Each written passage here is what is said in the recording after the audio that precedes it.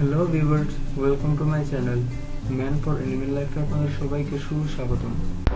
ইসলামের ক্ষেত্রে যে পবিত্র কুরআনে এভাবে বর্ণনা করা রয়েছে, নবী করিম সাল্লাল্লাহু আলাইহি ওয়াসাল্লামকে যখন কাফেররা বহিষ্কার করেছিল, তিনি বলেছিলেন দুজনের একজন।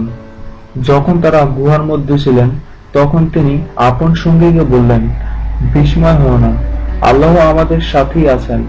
সূরা তাওবা 40।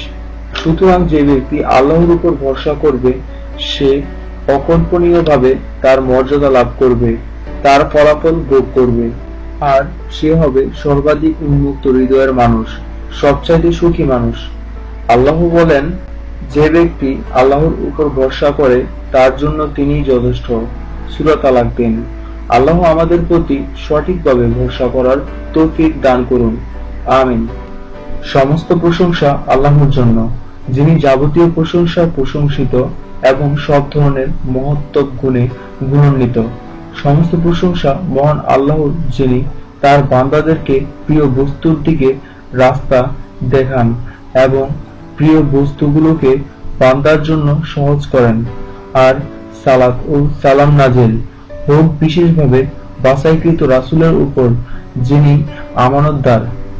আর আমরা প্রভুর সালাত ও সালাম কিয়ামত অবধি সব সময় বর্ধিত হোক রাসূল সাল্লাল্লাহু আলাইহি ওয়াসাল্লাম এর উপর, আমিন। অতঃপর যেসব আমল আল্লাহ তার বান্দাদের থেকে অধিক পছন্দ করবেন এবং অধিক খুশি হন, আল্লাহ গোলামীকে পরিপূর্ণ বাস্তবায়ন করতে একজন বান্দা যে আমলগুলি করতে যে চেষ্টা ও পরিশ্রম করে, তারাই ভিত্তিতে আল্লাহর প্রতি বান্দার মহত্ত্ব ও পূর্ণতা লাভ করে এবং বান্দার প্রতি তার রবের ও মহত্ত্ব বাস্তব রূপ নেয়।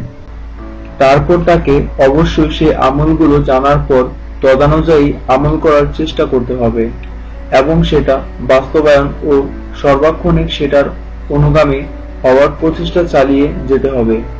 আর আল্লাহর দরবারে যেসব আমল করার তৌফিক চাইতে হবে, যেমন রাসূল সাল্লাল্লাহু আলাইহি ওয়াসাল্লাম এর দরবারে এ বলে প্রার্থনা করতেন, হে আল্লাহ, আমি তোমার নিকট তোমার মহব্বত কামনা করি। তোমাকে যে মহব্বত করে তার মহব্বত কামনা করি এবং যে আমল তোমার মহব্বত পর্যন্ত পৌঁছায় সে আমল কামনা করি। হে আল্লাহ, তোমার মহব্বতকে আমার নিকট আমার জানামাল, পরিবর্তন, পরিজন এবং ঠান্ডা পানি হতে অধিক প্রিয় করে দাও।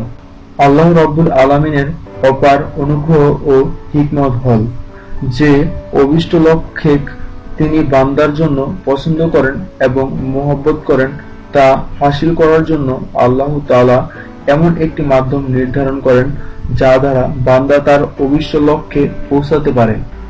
এরই ধারাবাহিকতায় আল্লাহ তাআলা বান্দার সবচেয়ে মহান উদ্দেশ্য ও সর্বোত্তম লক্ষ্য আল্লাহর নৈকট্য লাভ ও তার সন্তুষ্টি অর্জন ও হাসিলের জন্য কিছু মাধ্যম ও উপকরণ নির্ধারণ করে দিয়েছেন। আর তা হচ্ছে আল্লাহর উপর ঈমান এবং সৎ আমল করা, যা আল্লাহ তার বান্দাদের জন্য শরিয়ত হিসেবে প্রদান করেছেন এবং তার রাসূল সাল্লাল্লাহু আলাইহি ওয়াসাল্লাম বর্ণনা করেছেন। এমনকি ইসলাম তার যাবতীয় ও আকীদা ও বিধান সবই আল্লাহর সন্তুষ্টি ও নৈকট্যকে বাস্তবায়িত করে। আল্লাহ তাআলা বলেন, হে মুমিনগণ, আল্লাহর তাকওয়া ও অবলম্বন করো এবং তার নৈকট্যে অনুসন্ধান করো আর তার রাস্তায় জিহাদ করো, যাতে তোমার সফল হও। সূরা মাদেয়া আয়াত ৩৫। তো বন্ধুরা, আজকে এই পর্যন্তই। আমার ভিডিওটি যদি আপনাদের ভালো লেগে থাকে তাহলে অবশ্যই বেশি বেশি করে লাইক করুন, কমেন্টের মাধ্যমে আপনাদের মূল্যবান তথ্য আমাকে দিন।